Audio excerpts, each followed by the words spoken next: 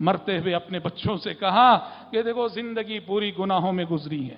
زندگی پوری گناہوں میں گزری ہے، ایسا کرو جب میں مر جاؤں جلا دینا،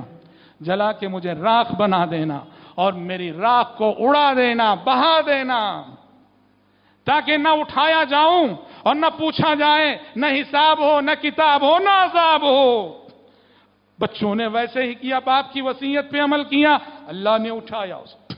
اللہ نے اسے زندہ کیا، زندہ کر کے پوچھا بندے تو نے اپنے بچوں کو یہ وصیت کیوں کی کہ جب میں مر جاؤں تو مجھے جلا دینا، راکھ بنا دینا، میری راکھ کو اڑا دینا؟ کہا مخافتک یا ربی، کہا اللہ یہ وصیت میں نے تیرے خوف سے کی تھی، تیرے خوف سے، تیرے عذاب کے خوف سے، تیری پکڑ کے خوف سے، تیری گرفت کے خوف سے۔ اللہ نے کہا میرے خوف سے تو نے وصیت کی تھی، جا میں نے تجھے معاف کر ڈالا، جہاں میں نے تجھے معاف کر ڈالا۔ اللہ کے خوف سے دلوں کو آباد رکھو، اللہ کی مغفرت کی منزل بہت قریب ہے۔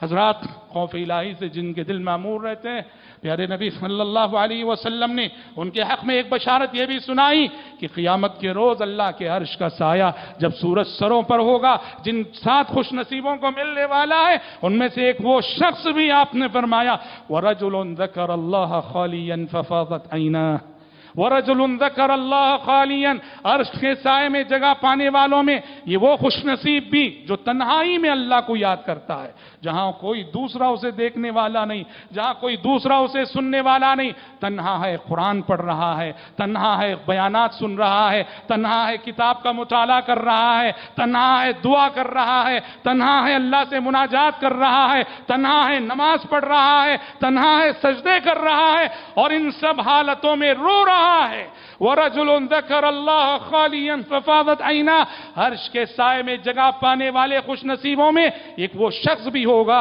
جو تنہائی میں اللہ کو یاد کرتا ہے اور اللہ کے خوف سے آنسو بہ پڑتے ہیں۔ اخلاص کے آنسو ہیں یہ دکھاوے کے آنسو نہیں، یہ ریاکاری کے آنسو نہیں کہ کوئی ہے نہیں وہاں دیکھنے والا سوائے رب کے۔ تو کہا اللہ کے عرش کے سائے میں جگہ ملے گی جو اللہ کے خوف سے تنہائی میں اس طرح آنسو بہا دے۔